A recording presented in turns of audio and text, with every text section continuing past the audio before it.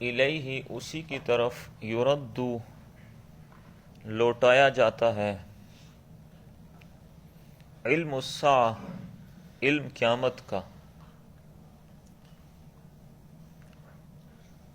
وما تخرج اور نہیں نکلتے من ثمرات پھل من اکمامہا اپنے غلافوں سے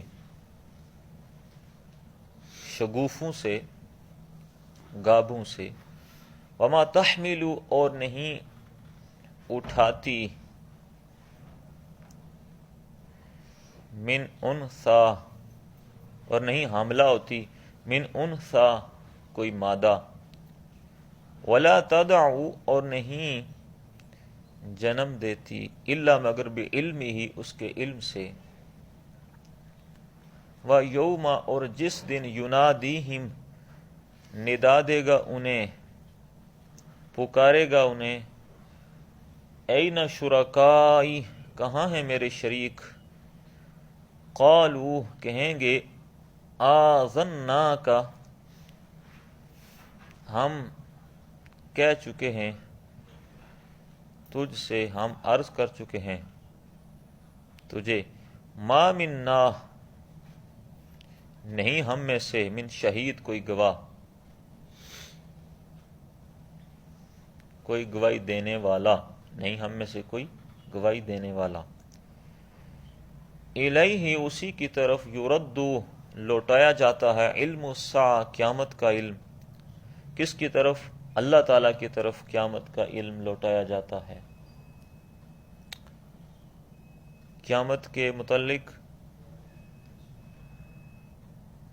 نبی پاک صلی اللہ تعالی وسلم نے نشانیاں بیان فرما دیں لیکن قیامت کا صحیح وقت نہیں بیان فرمایا کہ کون سا سن ہوگا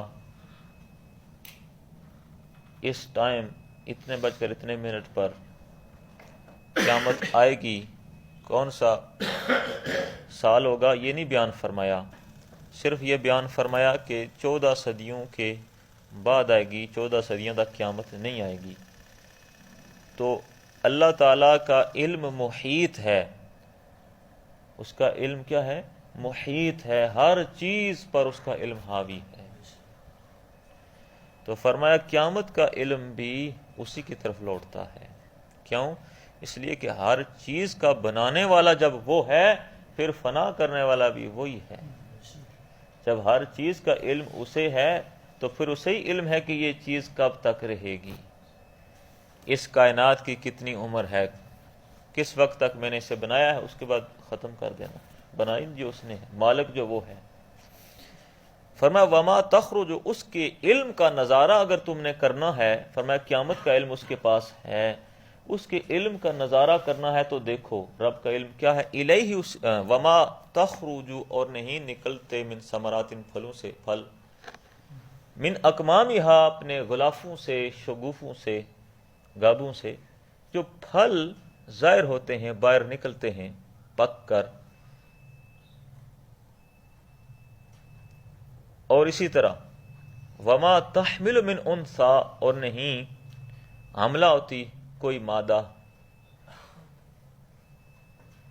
اب پہلے تو کسی کو نہیں پتا ہوتا کہ یہ پھل نکلے گا بھی کہ نہیں کیسا ہوگا کیا اس کا ٹیسٹ اور ذائقہ ہوگا اسے ہی پتا ہے اس پھل کے بارے میں اسی طرح کوئی بھی مادہ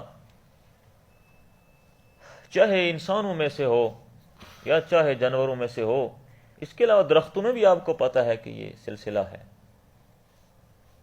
نر اور مادہ کا درختوں میں بھی ہے تو فرمایا جو بھی حاملہ ہوتی ہے کوئی مادہ ولا تدعو اور نہیں جنتی الا مگر بعلم ہی اس کے علم سے حاملہ ہونے کے بعد جنم دیتی ہے تو اللہ تبارک و تعالیٰ کے علم سے ہی یہ سب کچھ ہو رہا ہے اس کے علم سے ہے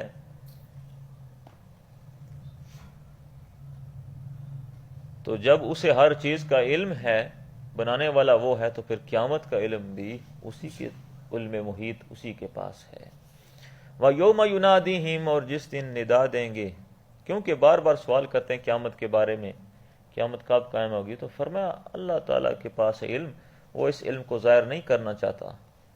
پھر فائدہ کیا بتا دیا جائے کہ اس ٹائم قیامت آئے گی؟ تو ورنہ پھر تو پہلے ہی لوگ مر جائیں.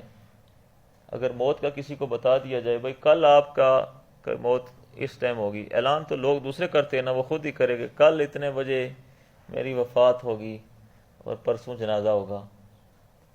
پھر کیا ہو کہ وہ خود ہی ڈر ڈر کے ہی اس کا برا حال ہو جائے. اس لیے اسے مخفی رکھا گیا موت کا. ہاں اہل اللہ کو، اللہ والوں کو اگر آگاہ کر دیا جائے، اللہ آگاہ فرما دے تو یہ اس کی مرضی ہے. جو اولیاء اللہ ہیں، اللہ کے مقبول بندے ہیں، انہیں اگر پتہ چل جائے اللہ کی عطا سے تو وہ اس کی مرضی ہے. تو فرمایا کہ وَيَوْمَ يُنَادِيهِمْ، تو یہ سب اللہ تعالیٰ کے علم سے ہوتا ہے. وَيَوْمَ يُنَادِيهِمْ، اور جس دن ندا دے گا انہیں، اَيْنَ شُرَكَائِي، کہاں ہیں میرے شریک؟ تو جن کو یہ شریک بناتے ہیں کیا ان میں یہ قوت اور طاقت ہے؟ کیا ان کا علم ایسا ہے اللہ جیسا؟ نہیں، ان بتوں کا علم تو نہیں، وہ تو ہیں ہی بے علم.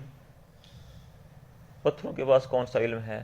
درختوں کے پاس کون سا علم ہے؟ تو اللہ کے مقابلے میں کھڑا کرتے ہیں. پھر کتنا بڑا ظلم کیا انہوں نے، پھر وہ بخشش کے قابل نہیں ہے کہ انہیں بخشا جائے جنہوں نے اللہ کے شریک بنائے.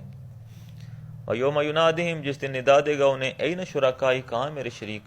قیامت والے دن اللہ تعالیٰ فرمائے گا ان سے، مشرکوں سے، بتاؤ میرے شریک کہاں ہیں آج سامنے تو لاؤ انہیں. قالوا، کہیں گے، آذناک، ہم عرض کر چکے ہیں تجھ سے، یا اللہ ہم یہ عرض کر چکے ہیں، ما منا من شہید، کوئی نہیں ہم میں سے گواہی دینے والا. آج ہم میں سے کسی کی طاقت نہیں کہ کسی کو شریک بنائے تیرے سامنے گواہی دے کہ یہ شریک ہیں. دوسرا معنی اس کا یہ کیا گیا کہ ہمیں آج وہ نظر ہی نہیں آ رہے شریک، کہاں گئے ہیں، دکھائی نہیں دے رہے. وَضَلَّ عَنْهُمْ، اور گم ہو جائیں گے ان سے، مَا كَانُوا يَدْعُونَ، جنہیں تھے پکارتے، من قبل، پہلے، جنہیں پہلے پکارتے تھے آج نظر ہی نہیں آتے، کہیں گم ہو جائیں گے. جن کی عبادت کرتے تھے آج نہیں نظر آتے. وَظَنُّوا، اور گمان کریں گے، مَا لَهُم مِّن مَحِيصٍ، نہیں ان کے لیے کوئی جائے پناہ، بچنے کی جگہ، بھاگنے کی جگہ. آج راہ فرار نہیں ہے، آج کوئی بھی بھاگنے کی جگہ نہیں ہے. یہ انہیں یقین آ جائے گا کہ اب بھاگنے کی کوئی جگہ نہیں ہے. لا یسأم الانسان، نہیں تھکتا انسان، من دعاء الخیر، بھلائی کی دعا سے. انسان بھلائی کی دعا سے نہیں تھکتا. یہ انسان کی فطرت بیان کی گئی ہے عمومی طور پر کہ انسان کی مرضی یہ ہے کہ ہر چیز مجھے مل جائے، یہ بھی ملے، یہ بھی ملے، یہ بھی ملے، یہ بھی ملے، دنیا بھی ملے، دنیا کا مال ملے، بنگلے، کوٹھیاں، دکانیں، مکان، پلاٹ، جائیداد، سب کچھ مل جائے. انسان دعا سے نہیں تھکتا، خیر کی دعا سے نہیں تھکتا، ہر وقت یہی مانگتا رہتا ہے.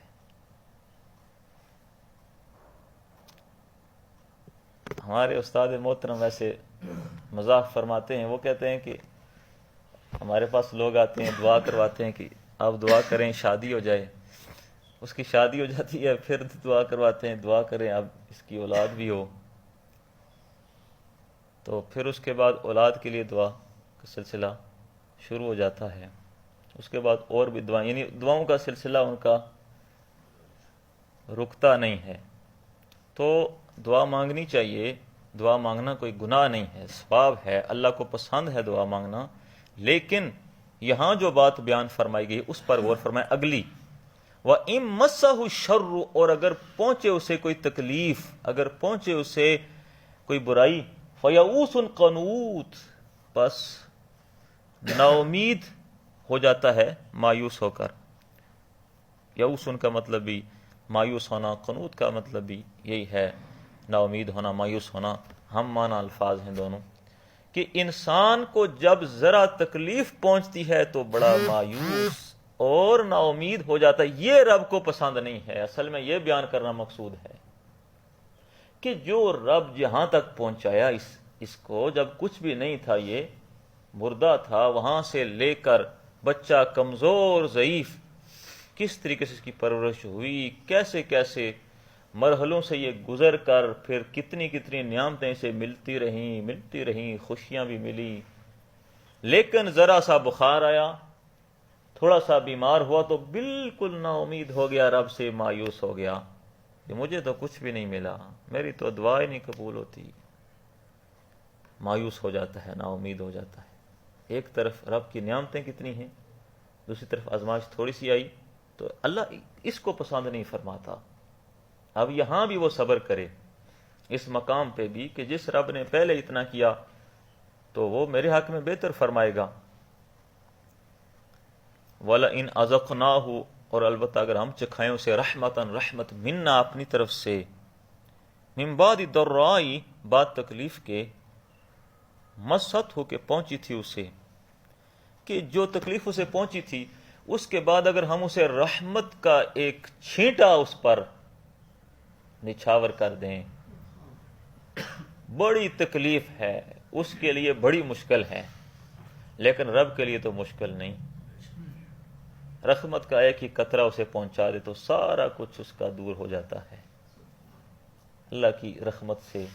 تو فرمایا جب ہم رحمت چکھاتے ہیں اسے اپنی طرف سے، مایوس ہو گیا تھا، نا امید ہو گیا تھا، لیکن رحمت جب اسے، رب کی رحمت ہر صورت میں آ سکتی ہے، صحت کی صورت میں، مال کی صورت میں، جو بھی آپ کی مشکلات ہیں وہ دور ہو جاتی ہیں. یہ رب کی رحمت ہے. جو ہم بچے ہوئے ہیں عذاب سے، رب کی رحمت ہے. ہمیں اللہ تبارک و تعالی سب کچھ عطا فرما رہا ہے، اس کی رحمت سے ہے. تو فرمایا لَيَقُولَنَّ، البتہ کہ ہَذَا لِي، کہتا ہے ہَذَا لِي، یہ میرے لیے ہے، میری وجہ سے ہے. ہَذَا لِي، یہ میری وجہ سے ہے. پھر انسان کہتا ہے اپنی طرف منسوب کر کے کہتا ہے میں بڑا لائق تھا، میں بڑا قابل تھا، اور میری ذہانت نے کام کیا، دیکھا ہے میرا ایکسپیرینس، تجربہ. ایسا نہ تجربہ اتنا جتنے انہوں نے زندگی بھی نہیں، ہمارا تجربہ اتنا ہے جتنی اس کی عمر بھی نہیں ہے. ایسا نہیں، تجربے بڑے، دیکھا ہے میرے پاس بڑا کمال مہارت ہے، اپنی طرف منسوب کر دیتا ہے. لیکن پہلے کہاں تھا تو جب اتنا مشکلات میں گرا ہوا تھا تو اس وقت تجھے مشکل ہی کیوں آئی؟ اگر تو ایسا تھا تو تجھ پر مشکل ہی نہ آتی، مشکل سے دوچار ہی نہ ہوتا. اگر اتنا تجربے کار اور ذہین اور فتین تھا، اتنا لائق اور قابل تھا، تو وہ مشکل کیوں آئی؟ اس وقت سارے تجربے رفو چکر ہو جاتے ہیں جب وہاں سے مار پڑتی ہے. تو اس لیے رب کی طرف ہی سب کچھ منسوب کیا کریں. اگر عبادت کی بھی توفیق ہے اسی سے ہے، اسی کی وجہ سے ہے، جو کچھ ملا ہے اسی کا ہے، اسی کی وجہ سے ہے، جب چاہے لے لے. بس انسان کو ہر وقت عاجز ہی رہنا چاہیے. ایک یہ چیز ہے جو رب میں نہیں ہے، اللہ میں نہیں ہے، اللہ اس سے پاک ہے، وہ انسان میں ہے عاجزی. بڑائی اس کے لیے ہے، اللہ کے لیے ہے، بڑائی انسان کے لیے نہیں، بڑا ہونا انسان کے لیے نہیں. اس کے لیے عاجزی ہے. ہمیشہ یہ محتاج ہے رب کا، ہر لمحہ محتاج ہے. تو اس وقت کہتا ہے یہ میری وجہ سے ہے. وما اظن الساعہ، اور نہیں میں گمان کرتا کہ قیامت قائمتاً، قائم ہونے والی ہے. اب قیامت کوئی بھول گیا کہ قیامت نہیں آئے گی، سدا بہاراں ساڑیاں رہن گئیاں، اسی طرح ہماری بہاریں رہیں گی، قیامت نہیں آئے گی. دوسرا یہ ہے کہ یہ بھی ہو سکتا ہے کہ جس طرح انسان بالکل ہی بھول جاتا ہے رب کو، دولت کے نشے میں اتنا مست ہو جاتا ہے کہ اسے یہ پتہ ہی نہیں کہ یہ ختم ہوگی یا میں مر جاؤں گا یا قیامت بھی آئے گی، خبر ہی نہیں ہوتی اسے. ایسا وہ ہاتھی کی طرح بدمست ہو جاتا ہے. فرمایا گمان نہیں کرتا میں کہ قیامت آئے گی، ناشکرا اتنا ہو جاتا ہے. وَلَئِن رُجِئْتُ، اور اگر البتہ لوٹایا گیا میں، اِلَىٰ رَبِّي، اپنے رب کی طرف، ان لی بے شک میرے لیے عندہ اس کے پاس للحسنى البتہ بلائی ہے، البتہ اکرام ہی اکرام ہے۔ کہتا ہے کہ یہ چونکہ میری قابلیت اتنی زیادہ تھی تو اس لیے مجھے ملا، قیامت نہیں آئے گی، اگر آ بھی گئی تو اس کے بعد، یعنی کافر، یہ کہتے تھے مسلمان نہیں کہتا، کافر، قیامت اگر آ بھی گئی تو اس کے بعد اسی طرح اللہ کے پاس ہمیں اسی طرح یہ وزارتیں ملیں گی، اسی طرح حکومتیں ملیں گی، اور اسی طرح سے یہ منصب اور یہ مال اور دولت ہمیں ادھر بھی ملے گا، پروٹوکول اور اکرام ہی، عزت، سب کچھ ادھر اسی طرح سرداری ہمیں ملے گی۔ یہ اس کا کیا ہے؟ خوش فہمی ہے، لیکن ہے غلط فہمی میں مبتلا، اپنی طرف سے خوش فہمی ہے کہ وہاں ہمیں یہ سب کچھ ملے گا، یہ جو غریب لوگ ہیں مفلس، یہ اسی طرح ادھر بھی رہیں گے، ادھر بھی اسی طرح ہیں، ادھر بھی اسی طرح رہیں گے۔ حالانکہ معاملہ اس کے برعکس ہے، جو یہاں نادار مفلس ہیں وہاں وہ پہلے جنت میں جائیں گے، اور جو یہاں، اس کا یہ مطلب نہیں ہے کہ آپ مال ہی جمع کرنا چھوڑ دیں، مال رکھیں اپنے پاس، ضرورت کے لیے رکھیں، اگر مال ہوگا تو اللہ کے راستے میں خرچ کریں گے، اس پر ثواب ہوگا۔ یہ بڑا موقع ہوتا ہے ایک مسلمان کے پاس کہ اگر اسے مال بھی مل گیا تو وہ مال کے ذریعے رب کا قرب حاصل کرے، صدقہ و خیرات کے ذریعے سے، اس کے پاس تو بڑا لکی چانس ہے۔ ایسا نہیں ہے سارے کام کاج چھوڑ کے گھر میں بیٹھ جائیں، یہ کام نہیں کرنا۔ لیکن جو اللہ کی طرف سے آزمائش ہوتی ہے انسانوں پر کہ وہ ان کا ہاتھ زیادہ کشادہ نہیں ہوتا، بس مشکل سے گزارا ہوتا ہے، ان کا گزر بسر ہوتا ہے، تو یہ اللہ کی طرف سے انہیں آزمائش ہے، تو انہیں اس لیے پہلے ہی جنت میں حساب کتاب ان کا آسان ہو جائے گا اور جنت میں چلے جائیں گے۔ امیر لائنوں میں کھڑے، جس طرح ادھر لائنوں میں لوگ کھڑے رہتے ہیں، وہاں لائنوں میں امیر لوگ کھڑے ہوں گے، غریب پہلے ہی نکل جائیں گے۔ یہاں تو امیروں کو پروٹوکول دیا جاتا ہے، لائنوں میں نہیں کھڑا ہونا پڑتا نا انہیں، ان کا کام پہلے سر آؤ جناب جناب جناب آؤ، ادھر تو ادھر سر ادھر ہی کھڑے ہوں گے باہر لائن بنا کے۔ اللہ تعالیٰ میں محفوظ فرمائے اس عذاب سے۔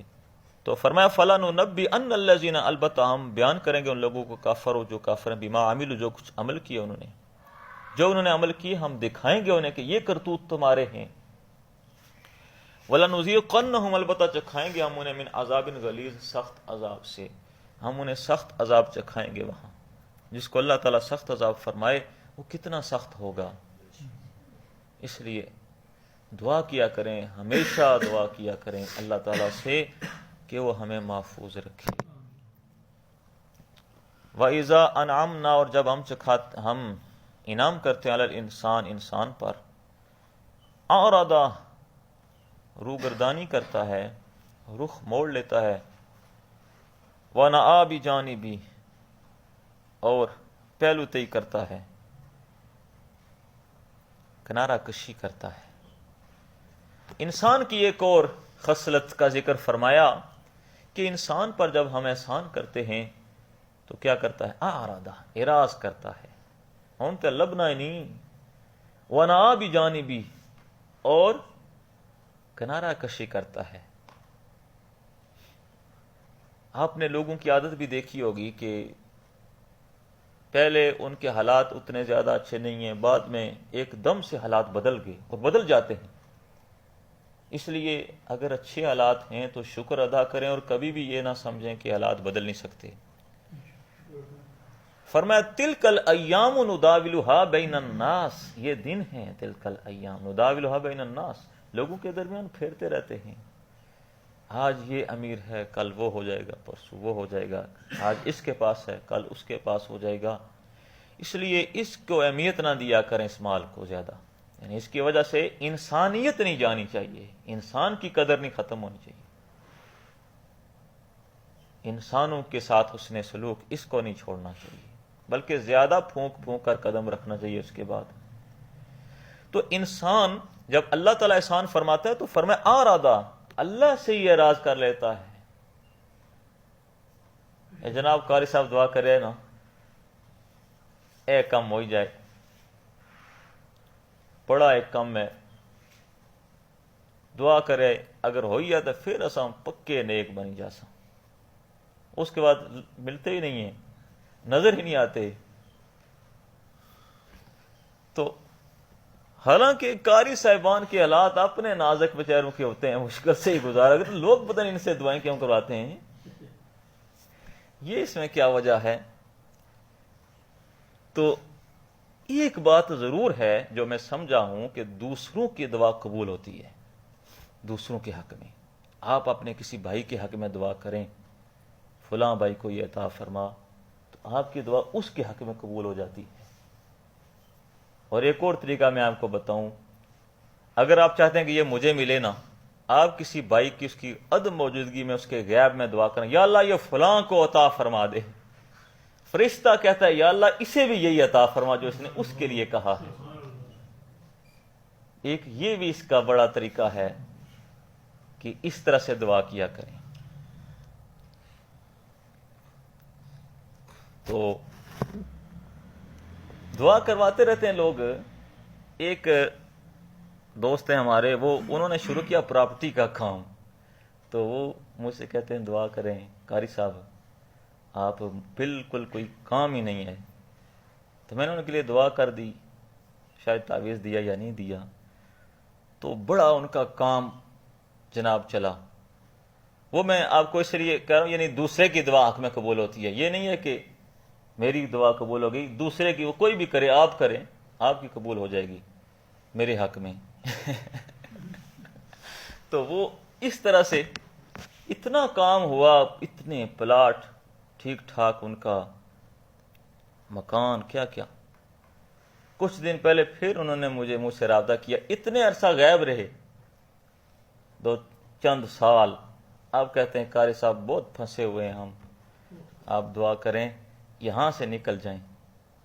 نکل کر کہاں جائیں گے؟ کسی اور جگہ پھنس جائیں گے، آگے کوئی اور جگہ پہ جناب سوسائٹی بن رہی ہوگی، ادھر پھنس جائیں گے، ادھر سے نکلیں گے کہیں اور پھنس جائیں گے. تو عرض کرنے کا مقصد یہ ہے کہ جب حالات بدلتے ہیں، اچھے ہوتے ہیں، تو ہم لوگ بھول جاتے ہیں. اسی لیے انسان کا نام بھی ایک اس وجہ سے بھی ہے، آپ کو پتہ ہونا چاہیے. الانسان من ناسیہ، انسان ناسیہ سے ہے، بھول گیا. سب سے پہلے انسان بھولنے والے ہیں آدم علیہ السلام، ان سے بھول ہوگی. پھر اس کے بعد انسان آج تک کیا کرتے ہیں؟ بھول جاتے ہیں. جو کچھ میں نے بیان کیا آپ بھول گئے ہوں گے خیر سے.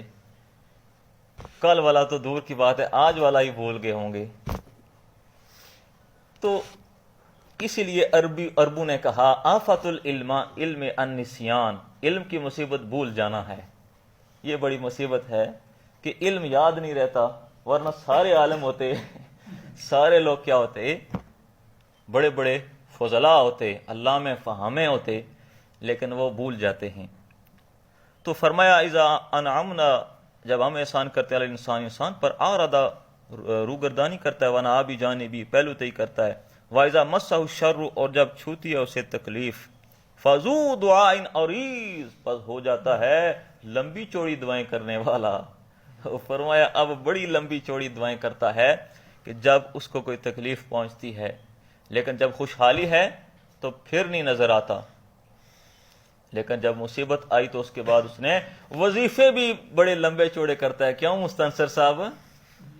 پھر بڑے لمبے چوڑے وظیفے شروع ہو جاتے ہیں، بہت لمبے لمبے وظیفے شروع ہو جاتے ہیں. لیکن ایک بات یاد رکھیں، اپنا عقیدہ پکا رکھیں کہ جو چیز آپ کے نصیب میں ہے آپ کو ملنی ہے. وظیفے کے بغیر بھی مل جائے گی. خواہ لمبے لمبے وظیفے نہ لیا کریں لوگوں سے ہزاروں کے حساب سے، اتنی دفعہ یہ پڑھنا ہے، اتنے لاکھ مرتبہ یہ پڑھنا ہے. پتہ ہوتا کیا ہے اس کا؟ جب آپ کا کام نہیں ہوتا بعد میں آپ وہ خطرہ زیادہ ہوتا ہے کہ نا امید جب ہوتے ہیں، مایوس جب ہوتے ہیں کہ میں نے اتنا پڑھا تو پھر بھی میرا کام نہیں ہوا. یہ خطرناک ہے وظیفے کے بعد آخری جو سٹیج ہے جس میں انسان نا امید اور مایوس ہوتا ہے رب سے. اس لیے جو ملنا ہے وہ ملے گا. دعا ضرور کریں، اللہ تعالیٰ پر چھوڑ دیں. دعا کرنے کے بعد مطمئن رہیں دعا سے، تو پھر انشاءاللہ تعالیٰ ملے گا. بہت زیادہ لمبے چوڑے وظیفے، کیا پتہ آپ کے حق میں وہ بہتر ہے جو آپ کو نہیں مل رہا. انسان جلد باز ہے، لیکن اس کیا پتہ اس کے متبادل اللہ تعالیٰ نے آپ کو اور کیا عطا کیا ہوا ہے جو اس سے زیادہ بہتر ہے. ہم اس بات کو نہیں سمجھ رہے ہوتے. تو ہم جناب کہتے ہیں بس قبول ہی ہو، بس کیوں نہیں ہوتی یہ قبول، کیوں نہیں ہوتی یہ قبول، کیوں نہیں ملتا یہ. اللہ تعالیٰ کرم فرمائے. دعا سے اللہ تبارک و تعالیٰ نے منع نہیں فرمایا، لیکن اصل مقصد کیا ہے کہ آپ خوشحالی میں بھی اللہ تعالیٰ سے دعا کریں، اسے یاد رکھیں، اور جب پریشانی آئی تو پھر بھی اسے یاد رکھیں. کیوں؟ جب آپ خوشحالی میں یاد رکھیں گے تو پھر وہ بھی آپ کو اس وقت نہیں بھولے، یاد رکھے گا کہ ہر وقت یہ بندہ مجھ سے مانگتا ہے، تو ابھی پریشانی آئی تو پھر بھی میری بارگاہ میں آیا. تو اس لیے مقصد یہ ہے، سمجھ گئے ہیں بات کو. یعنی دعا سے منع نہیں کیا گیا کہ آپ دعا نہ مانگیں، دعا مانگنا پسندیدہ عمل ہے، لیکن جب آپ کے دن پھر جاتے ہیں، اچھے ہوتے ہیں، تو اس وقت بھی اللہ تعالیٰ کو یاد رکھا کریں. اس پر دعا کریں.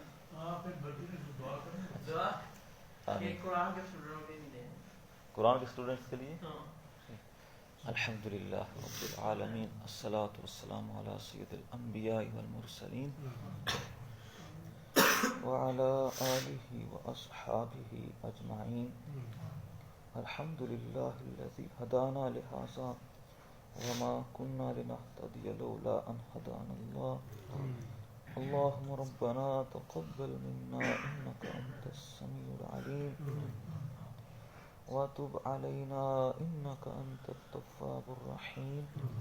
سمعنا وأطعنا غفرانك ربنا وإليك المصير.